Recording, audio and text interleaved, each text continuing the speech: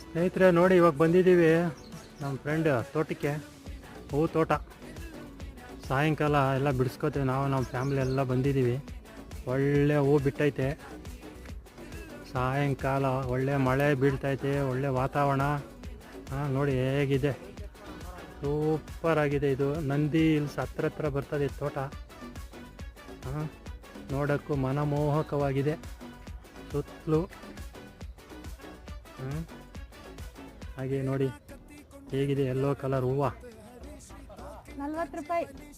ಹಳ್ಳಿ ಕಡೆ ಬೆಲೆ ಕೊಡಲ್ಲ ಹೂವಿಗೆ, ಆದರೆ ಸಿಟಿಗಳಲ್ಲಿ 80 ರೂಪಾಯಿ ಇರುತ್ತೆ.